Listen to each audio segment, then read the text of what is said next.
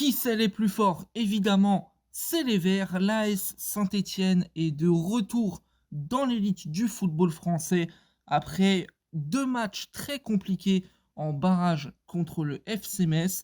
Saint-Étienne est en Ligue 1. Saint-Étienne a su traverser un chemin long, difficile et rocailleux pour accéder à l'élite du football français. Une saison qui aura été riche en émotions, ô combien difficile à gérer pour les Verts, et on va y revenir tranquillement dans ce podcast. Installez-vous confortablement. Aujourd'hui, on va parler évidemment avec le sourire de l'AS Saint-Étienne. Comme évoqué en introduction, l'AS Saint-Étienne aura connu tout sauf une saison facile.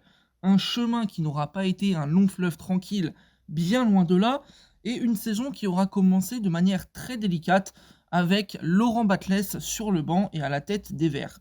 Laurent Batles qui aura été présent de la première journée à la 17e journée. Saint-Étienne aura connu des débuts vraiment difficiles en Ligue 2, puisque à la dernière journée de Laurent Batles sur le banc des Verts, c'est-à-dire la 17e journée de championnat, Saint-Étienne est 9e de Ligue 2 BKT, et Saint-Étienne n'est franchement pas une équipe sur laquelle on peut miser quand on parle de la montée. Saint-Étienne est vraiment décevant, les joueurs ne sont pas au rendez-vous, ne sont pas au niveau, il y a une grande déception et une grande amertume, et franchement, quand on voit la suite de la saison, on ne peut que le comprendre. La suite des événements, c'est que Olivier Dalloglio arrive sur le banc de l'AS Saint-Étienne, Laurent Batles n'est plus là, et à partir de ce moment-là, petit à petit, le travail se fait, le travail de redonner confiance aux joueurs est réalisé par Olivier Dalloglio, puisqu'en fait, il adopte un discours qui est tranquille, mais qui est un discours ambitieux, grosso modo de dire les gars, vous avez des qualités, vous ne jouez pas à votre niveau. Si on arrive à tous se mettre ensemble collectivement et à se remettre au niveau individuellement, Saint-Étienne fera des grandes choses. On le sait, en plus, Saint-Étienne est porté par un public absolument phénoménal. Alors voilà, ça aura été un petit peu long à se mettre en place, puisqu'au moment où Olivier Dalloglio arrive, Saint-Étienne ne décolle pas particulièrement, oscille entre la 9e place et la 11e place. Après, il monte un petit peu, 7e, 5e. Mais ça aurait été un chemin très compliqué. Olivier Dalloglio a redonné confiance à ces Verts qui étaient franchement bien en dessous de leur capacité sous Laurent Batles. Et petit à petit, les Verts ont su gratter un petit peu des places à gauche à droite, gagner des points et monter un petit peu au classement. Seulement voilà, Saint-Étienne, malgré tout ça, malgré ce changement d'entraîneur et tout ce qui a pu amener de positif Olivier Dalloglio, pardon, il y a eu quand même une forte irrégularité dans la saison. Il y a aussi des choses pour l'illustrer. Saint-Étienne était capable du meilleur comme du pire. Il y a eu des points perdus dans des matchs où c'était franchement particulièrement regrettable, notamment sur la fin de saison où la SSE peut arracher la Ligue 1 de manière directe en terminant deuxième. Et pourtant, dans la saison, il y a aussi eu des moments forts. Je pense notamment à la victoire à domicile contre la JOCR qui était à l'époque leader de Ligue 2 et qui a terminé championne de France. C'est des matchs comme ça qui sont des grandes prestations, et juste derrière, Saint-Étienne va se planter sur des matchs un peu plus faciles, entre guillemets, et ça a été quand même un grand symbole. Autre symbole justement de l'irrégularité stéphanoise et de cette sensation où on se dit Saint-Étienne a les capacités, mais Saint-Étienne se fait peur, c'est justement ce barrage contre Metz. Il y a ce match aller que les Verts remportent à la maison 2-1, dans une ambiance absolument indescriptible. Et pourtant, sur le match retour, alors qu'on se dit que Saint-Étienne est enfin le favori pour aller en Ligue 1, alors qu'on se dit que Saint-Étienne se rend la tâche encore plus facile quand Metz est réduit à 10 après un tout début de match, et ben non, finalement les Verts s'écroulent complètement, ratent totalement leur première mi-temps et se retrouvent finalement au pied du mur, menés 2-0 à Saint-Symphorien par le FC Metz. Un match vraiment délicat à aborder, mais qui finalement pour moi représente un petit peu tout le symbole de la saison des Verts. Mais il y a aussi un autre symbole, un autre fait marquant, c'est que ce barrage aura été épique et que ce barrage aura été remporté par la force mentale de ces Stéphanois. Une équipe avec, pour moi, de mon opinion, une force mentale vraiment exceptionnelle.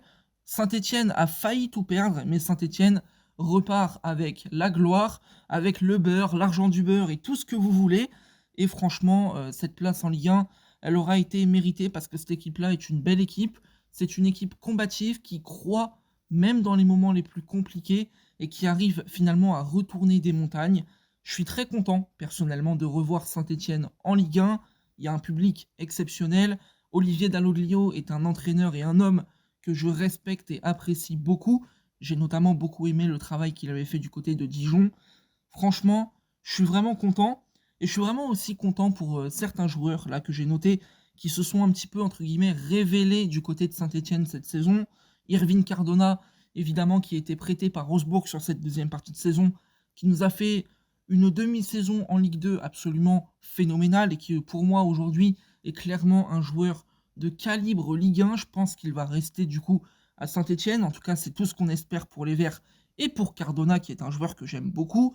Il y a aussi eu Dylan Chambaud, Briançon, Mouefek, qui sont des joueurs vraiment de grand talent, qui se sont, entre guillemets, réveillés sous Olivier Dalloglio et qui ont permis à Saint-Étienne finalement de retrouver la position qui était la leur, c'est-à-dire une position d'équipe qui, entre guillemets, est dominante en Ligue 2, une équipe qui joue enfin véritablement la montée, une équipe qui aujourd'hui est en Ligue 1, et je n'ai pas peur de le dire, la place de Saint-Étienne, elle est en Ligue 1. Et en parlant de Ligue 1 d'ailleurs, ça fera partie de la troisième case, le futur du club. On a aujourd'hui deux certitudes. Saint-Étienne est en Ligue 1, on le sait depuis hier, c'est officiel, c'est fait. Et Saint-Étienne est racheté. Alors le rachat, à l'heure où je tourne, n'a pas encore été totalement officialisé, mais franchement, il faudrait un cataclysme absolu pour que ça ne se fasse pas. Donc Saint-Étienne racheté, Saint-Étienne en Ligue 1, c'est les deux certitudes qu'on a aujourd'hui. Maintenant, quand on parle du futur du club, c'est assez compliqué parce qu'en fait, il y a un flou qui est global. On n'en sait vraiment pas plus sur le projet stéphanois. Alors oui, il y a le rachat, bien sûr, mais quels vont être les moyens? Quel est le projet? Quelles sont les ambitions? Comment Saint-Étienne va mettre les moyens de ses ambitions? Quelle va être la philosophie et la stratégie de recrutement? Aujourd'hui, j'ai franchement rien vu passer à ce sujet. J'imagine que rien n'est sorti. Je vais pas vous mentir que j'ai pas non plus été chercher pour la simple et bonne raison qu'il y avait le barrage dans un premier temps et qu'ensuite on pourrait aborder la question du rachat, la question du mercato, la question possiblement de la Ligue 1. Aujourd'hui, Saint-Étienne est en Ligue 1. Ça va probablement amener ce projet-là et ce rachat à se faire avec une stratégie différente de si Saint-Étienne était resté en Ligue 2. Donc voilà, Saint-Étienne est en Ligue 1. Je suis vraiment très content pour les Verts, très content pour le public. Je passe aussi une dédicace à mon ami stéphanois Yanis, qui doit être aujourd'hui très heureux, bien évidemment. Lui qui a connu une saison, je peux vous le dire, très, très difficile sur le plan émotionnel. Mais ça y est, Saint-Étienne est en Ligue 1, avec Auxerre et Angers, donc ça promet une très belle saison, une très belle Ligue 1, une très belle Ligue 1 McDonald's, hein, d'ailleurs, j'ai envie de vous dire, parce que bon, c'est quand même un petit peu loufoque comme nom, j'avais envie d'en parler, de me moquer un peu. Mais ouais, ça annonce une vraie belle saison. Bravo aux Verts, on espère évidemment le meilleur pour vous.